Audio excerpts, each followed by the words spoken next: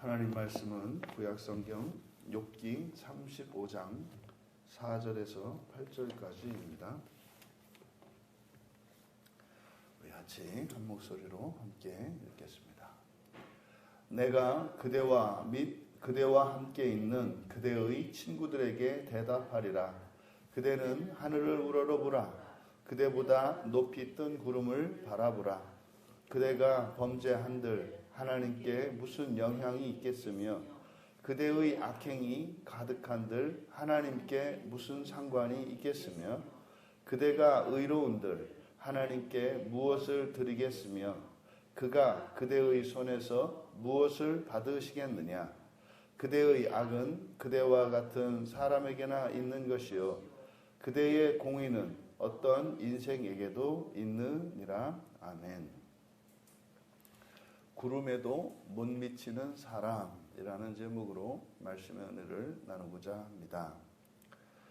이제 엘리후는 욥과 욥의 친구들에게 그대와 및 그대와 함께 있는 그대의 친구들에게, 그래서 이제는 욥뿐만 아니라 욥의 친구들도 가지고 있는 문제점이겠죠. 그들의 무지, 그들의 어리석음을 이제 깨우쳐주고 교훈하려고 합니다. 그래서 그대와 함께 있는 그대의 친구들, 그러니까 이것은 전체, 지금 이 본문에서는 욥과 욥의 세 친구를 1차적으로 가리키는 것이겠습니다만 이것은 사람 전체를 의미한다고 보아도 무방하겠습니다. 근데 여기에 보면 이제 4절과 5절은 본다라고 하는, 보다라고 하는 동사를 가지고 우리에게 메시지를 주는데, 첫 번째로 이제 5절에 그대는 하늘을 우러러 보라, 하늘을 우러러 보라. 근데 지금 우리말 성경은 본다라고 하는, 보다라고 하는 두 개의 동사가 겹쳐서 쓰이고 있기 때문에 이것을 그냥 우러러 보라 이렇게 되어 있습니다만, 우러러라고 번역한 것은 나바트입니다. 나바트. 이것도 본다는 뜻이에요. 근데 이 나바트는 어떤 목표 지점을 본다는 뜻입니다. 나바트. 그리고 라는 눈으로 본다는 뜻이에요.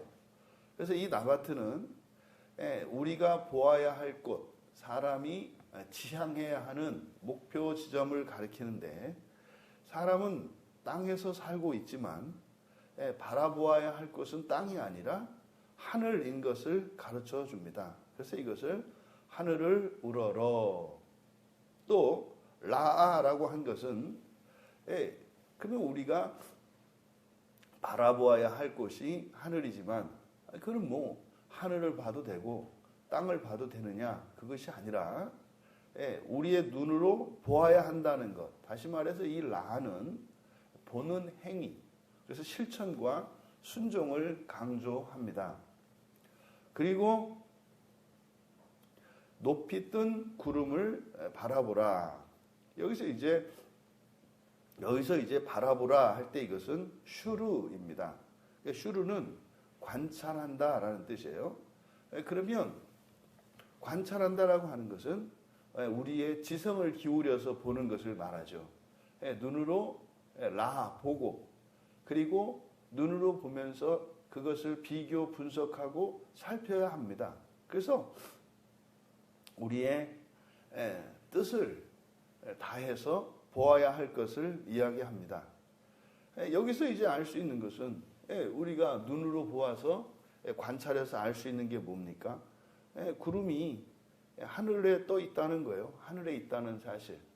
그러니까 우리가 눈을 들어서 하늘을 두 눈으로 쳐다보면 우리가 의식할 수 있는 것, 깨달을 수 있는 것이 있는데 거기에 구름이 있다는 거죠. 그러면 그 구름은 사람보다 높이 떠 있다는 것을 알 수 있어요. 그러니까 이런 것을 자연계시라고 하죠. 일반계시 또는 자연계시라고 합니다. 그러니까 그런데 이 사람들이 이런 자연을 관찰하면서 거기서 어떤 원리들을 발견하게 되는데, 그러면 사람들이 그 자연물을 신격화하면서 그것을 종교의 대상으로 삼기도 합니다. 그러니까 지금 5절은 왜 사람이라고 하는 존재가 어떤 존재인지, 이것은 사실상 땅에서 머물고 있기 때문에, 땅에서 살고 있기 때문에 완전하고 또 최고의 존재는 아니라는 것. 하지만 또한 하늘을 보고 또 거기 그것을 관찰해서 거기에서 하나님의 계시를 읽어낼 수 있는 존재라는 것. 그래서 종교를 만들어내는 것이 인간의 특성이죠. 이어 6절에 그대가 범죄한들 하나님께 무슨 영향이 있겠으며 그대의 악행이 가득한들 하나님께 무슨 상관이 있겠으며. 그러니까 지금 6절과 7절에서 이제 하나님으로 번역된 것은 바로 앞에 5절에서 이야기한 구름을 통해서 구름보다 더 높이 계신 하나님으로 이제 번역을 한 겁니다. 근데 그냥 이것을 그대로 직역을 하면 구름이죠, 구름. 그래서 하늘에 떠 있는 구름에도 영향을 미칠 수 없는 것이 사람이라는 거예요. 이게 6절의 내용입니다. 그러니까 그대가 범죄한들 구름에 무슨 영향을 미치겠으며 또 악행을 한들 악행이 가득한들 구름에게 무슨 상관이 있겠는가? 그러니까요. 아무 상관이 없다는 거예요. 아무런 영향을 미치지 않는다는 거예요. 그래서 우리가 뭐 이렇게 한다 그래서 그 구름을 가서 뭐 더 크게 한다든지 그것을 흘러가는 구름을 막는다든지 그럴 수 없다는 거죠. 그리고 7절에 그대가 의로운들 하나님께 무엇을 드리겠으며, 그러니까 이게 그 얘기죠. 그것에 구름에게 무엇을 드린다. 그리고 그대의 손에서 구름이 무엇을 받는다. 그러니까 우리가 구름과도 뭐 하나를 구름에게 영향을 끼칠 수도 없고 뭘 줄 수도 없고 구름이 우리에게 영향을 받을 수도 없다. 그래서 아주 자연신론적인 그런 해석인 거죠. 그러니까 존재론적으로 여기서 말하고자 하는 것은 사람은 하늘에 떠다니는 생명이 없는 구름에게도 어떠한 영향을 미칠 수 없는 존재, 그러니까 한계를 가진 존재라고 하는 것을 말하는 겁니다. 그러니까요, 그냥 하늘에 떠다니는 뭐 구름보다도 더 낫다고 할 수 없는, 영향을 미치지 못하니까 말이죠. 그런 존재라는 거죠. 그리고 이제 8절에 그대의 악은 그대와 같은 사람에게나 있는 것이요 그대의 공의는 어떤 인생에게도 있느니라. 그러니까 여기는 너와 같은 사람, 그대의 악은 그대와 같은 사람에게나 있는 것이요. 그러니까 모든 사람이죠. 모든 사람에게는 너의 악이 있고, 그러니까요, 사람이라고 하는 존재가 누구에게나 악이 있다는 거예요. 이때 악을 나타내는 말이 레샤이거든요. 그러니까 레샤는 불완전성입니다. 그러니까 존재론적으로 불완전하다는 거예요. 사람이라고 하는 존재가 뭐 완전한 존재가 아니다. 불완전한 존재다. 약점이 있다. 뭐 이런 거죠. 또 사람의 아들에게는 인자, 이렇게 이제 인자라고 되어 있지 않습니까? 그래서 사람의 아들에게는, 여기는 이제 어떤 인생 이렇게 번역이 되어 있습니다만 원문은 그냥 인자예요. 사람의 아들. 그러니까 인자에게, 그러니까 사람의 아들에게 너희 의가 있다. 여기 이제 복선적인 의미예요. 그래서 인자는 이제 후대의 신약에 와서 바로 사람이 되신 그리스도에 대한 예표거든요. 근데 여기서 그냥 사람의 아들이라고 되어 있기 때문에 1차적으로는 그냥 사람이라는 뜻이죠. 근데 사람에게 너의 의가 있다. 그러니까 사람에게는 사람의 의가 있다 이 말이에요. 사람에게는 사람의 의가 있다. 근데 이거를 이제 그리스도에 대한 표현인 인자로 이것을 번역하게 되면은 바로 인자에게 의가 있다 이렇게 돼요. 그러면은 우리가 바라보아야 할 것은 하늘이고 그 하늘에 떠다니는 구름에도 미치지 못하는, 영향을 미치지 못하는 우리예요. 이게 존재론적으로 한계 아래 있어요. 근데 그걸 뛰어넘어야 되거든요. 그래서 우리가 그럼 바라보아야 할 것은 누구다? 인자다. 뭐 이렇게 되는 거예요. 하지만 문맥에서 이 문자적으로는 사람은 지금 엘리후가 욥과 욥의 친구들에게 말하는 1차적인 의미는 사람은 사람의 의를 가지고 있을 뿐이다라는 의미입니다. 그러면 사람에게 악이 있다는 거, 그리고 사람이 온전해봐야 사람의 의일 뿐이라는 거. 그래서 의라는 것이 사람의 의뿐만 아니라 그것을 초월하는 하나님의 의가 있기 때문에 사실은 하나님의 의를 향하여 나아가야 한다는 것을 말하고자 하는 거죠.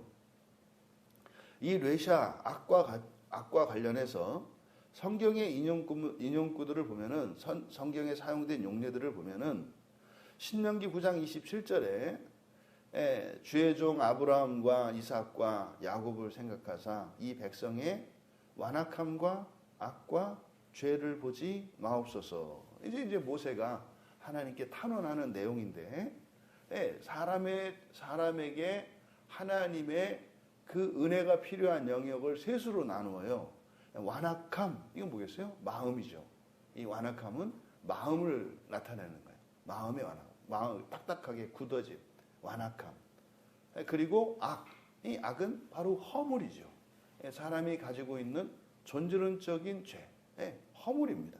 그러니까 이게 레샤로 되어 있고, 또 죄를 보지 마옵소서. 그래서 마음과 허물과 죄로 이렇게 구분해서 말하고 있는 것을 봅니다.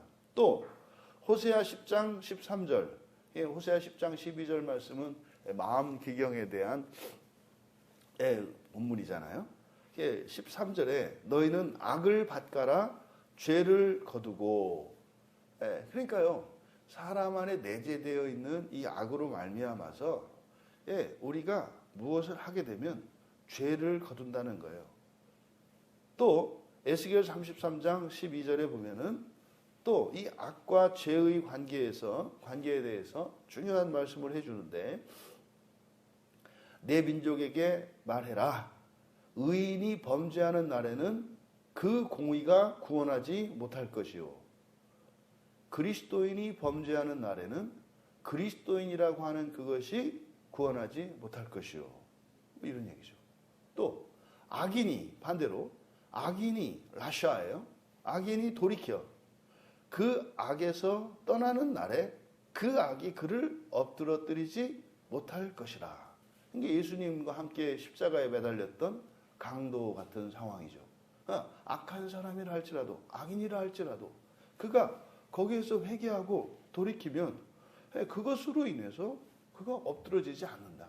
그런데요, 의인이라도 범죄를 하면 그 공의가 그를 구원하지 못한다. 이게 뭡니까? 지옥에 관한 거예요. 그러니까 악과 이 죄의 관계, 사람에게 있는 이 존재의 불완전성, 내재된 이 허물이라고 하는 것은 극복될 수 없는, 이것은 운명과 같이 이 세상에서는 지고 살아야 하는 것임을 가르쳐 줍니다. 그래서 사람이 의롭다 한들 그 존재론적인 불완전성이라는 한계 내에서의 의이기 때문에 필멸의 존재이고 부서질 존재인 것을 가르쳐 줍니다. 그러니까요, 사람은 사람으로서 완전해서 되는 것이 아니라 사람을 초월하는 무엇, 하나님의 의에, 다시 말해 하나님의 아들이 되어야 한다는 것을 말하는 거죠. 그래서 현재적으로 사람이라고 하는 존재는 낀 존재예요. 완전해질 수는 없지만 완전을 알아. 그래서요, 늘 주체할 수 없는 욕망과 그 욕심 때문에 우리의 마음이, 또 우리의 삶이 힘들어지고 그러잖아요. 없을 때는 없어서 힘들고 있을 때는 더 없어서 힘들고, 이게 이제 우리들이 가지고 있는 바로 하나님을 향한 우리의 존재론적인 지향성, 신을 바라보게 되어 있는 인간이 가지고 있는 사실은 지상에 있는 모든 피조물 가운데 가장 탁월한 그 탁월성이 바로 하늘을 바라볼 수 있는 것, 하나님 나라를 바라볼 수 있는 거죠. 그런데요, 그것을 향하여 추구하지 않는다면 그것이 오히려 인생을 불행하게 만드는 이유가 된다는 거죠. 얼마나 역사 속에서 종교적인 도움을 얻기도 합니다만 또 반대로 그 종교로 인한 폐해와 그 부작용이 또 얼마나 큽니까? 그러니까요, 이 세상에 있는 종교를 가지고서는 우리가 절대로 구원을 얻을 수 없고 이 세상을 살아가는 동안도 본질적인 그리고 근원적인 이런 모든 것으로부터 벗어날 수 없다는 사실을 우리에게 가르쳐 줍니다. 지금 엘리후는 욥과 욥의 친구들에게 자연 계시를 통해서도 모든 사람은 구원이 필요한 존재인 것을 알 수 있지 않느냐라고 여기서 깨우쳐주고 있습니다. 그래서 모든 종교인들, 그러니까 사람들 중에 또 그런 영적인 그리고 그 자연 계시를 통해서 깨닫게 되어지는 그 무한한 존재, 더 나은 삶을 향한 그 추구, 그로 해서 종교를 만들고 종교에 귀의하게 되는데 이런 종교인들조차, 모든 종교인들조차 각자의 방식으로 구원을 위해서 살아갑니다. 각자의 방식으로 구원을 위해서 살아가요. 하지만 그것을 통해서 궁극적으로 사실은 무엇에 다다를 수는 없어요. 왜요? 그래봐야 그냥 사람은 이런 자연물을 능가하는 존재가 될 수 없고 기껏해야 그 종교라고 하는 것이 우리에게 주는 약속은 뭐예요? 그냥 자연에 적응해서 살거나 또 기껏해야 그 자연에 저항하면서 살아갈 때 그저 마음의 평안 정도를 줄 뿐이죠. 결국 이 세상의 모든 종교라고 하는 것은 그저 사람으로 환경에 적응하고 조금 더 나아가서 환경을 좀 극복하고 나아갈 수 있는 인간적인 지혜와 힘과 위로를 줄 뿐입니다. 여러분, 여기서 우리들이 질문이 있어요. 왜 이렇게 다른 종교인들도 이렇게 무엇인가 구원을 위해서 열심을 내고 또 추구하면서 자신의 생각을 끊고 자신의 생각을 굴복시키고 그 종교적인 가르침에 복종을 하면서 살아가고 있는데 또 그렇게 해서 결국 뭐 근본적인 해결책이 없다는 것을 알면서도 그렇게 살아가는데 어찌하여 참 하나님을 믿고 의지하는 그리스도인들은 구원을 위해서 살아가지도 않고 또 그 구원에 대한 어떤 간절한 열망과 심지어는 기대조차 하지 않고 또 그 구원을 위해 제시된 성경 말씀을 읽지도 않을 뿐만 아니라 순종하지도 않고 제 마음대로 살아가려고 할까? 그러니까 왜 일반 종교인들보다도 못한 신앙생활을 하는 걸까? 이게 참 궁금해 마지 않을 수 없어요. 근데 그거는 결국에 하나님의 은혜인데 고작 하나님의 은혜가 우리의 현실의 삶에서 하는 일이 다른 종교인들은 엄두도 못 내는 어이없는 죄를 짓는 일에 하나님의 은혜를 사용하고 있는 우리들을 봐요. 그러니까 오히려 예수님을 믿지 않고 참 하나님을 섬기지 않는 사람들도 오히려 지옥에 대해서 두려워하고 하나님 나라에 대해서 소망을 갖고 막 살아가는데 정작 참 하나님을 믿는 우리 그리스도인들은 지옥을 뭐 콧방귀도 끼지 않고 하나님 나라에 대해서 뭐 틈만 나면 내다 팔아가지고 그걸 이렇게 바꿔서 쓰려고 하는 이런 말도 안 되는 일들이 일어나고 있는 우리의 현실을 통해서 얼마나 이 마귀의 열심이 지독한 것인지 또 본문에서 엘리후가 이야기한 것처럼 사람으로 살고자 할 때는 이런 자연물에도 미치지 못하는 것 같은 또 우리가 기독교인임에도 불구하고 이렇게 자연물들을 우상시하고 신격화해서 섬기는 것과 다르지 않은, 그래서 말은 예수를 이야기하고 참 하나님을 이야기하고 구원을 말하는데 그것을 일반 종교화해서 예수 그리스도가 그저 정말 창조주 하나님이시기보다는 태양신보다 좀 인격적이고 생명이 있는 조금 더 나은 신으로, 그러니까 다른 종교에서 믿는 신보다 이렇게 비교적 더 나은 신으로, 이것은 신격화하는 것이 아니라 사실은 격화시키는 거죠. 격화시킴으로써 예수 그리스도를 결국은 피조물로 만들어서, 그럼 기독교 신앙 자체가 일반 종교화 되어지는, 결국에는요 자기 인생의 팔자에서 못 벗어나고, 그리고 자연과 환경에 적응하며 거기에서 그거를 극복하기 위해서 살아가는 비참한 사람의 아들로 전락하게 된다는 것을 우리가 잊지 말아야 합니다. 그리스도인이요 하늘을 보지 않고, 그리고 하나님의 아들 되는 부활의 신앙을 가지지 않는다면, 그 부활의 소망이 없다면 똑같다 이 말이에요. 하나도 다를 바가 없습니다. 여러분, 우리는 과연 그런 것일까요?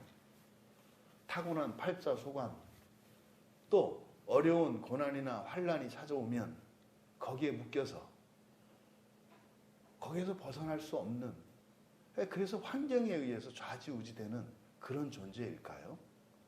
그렇지 않습니다. 그렇지 않습니다. 지나온 과거의 모든 것을 극복할 수 있고, 염려되는 미래의 불행한 일들, 이 모든 것을 능가할 수 있는 힘이 성령으로 말미암아 우리에게 쉼없이 공급된다는 것을 잊지 마시고, 구름에도 못 미치는 사람이 아니라 창조하는 하나님의 자녀로 살고 있음을 기억하시며 주 예수 그리스도 안에서 성령의 능력으로 살아가시는 복된 우리 모두 되시기를 주님의 이름으로 축원합니다. 존귀하신 하나님,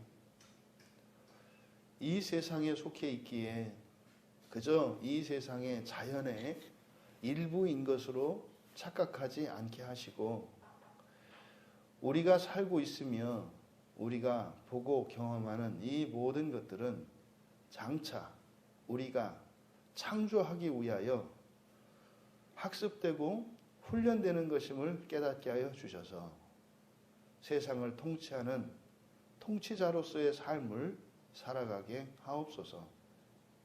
예수 그리스도를 믿고 그리스도인이 되었음에도 불구하고 여전히 구름에도 못 미치는 사람과 같은 인생을 살아가는 주의 백성들을 깨워주셔서 이 세상을 초월하여 영원한 하나님 나라의 소망으로 살아가는 저희들 모두 되게 하옵소서.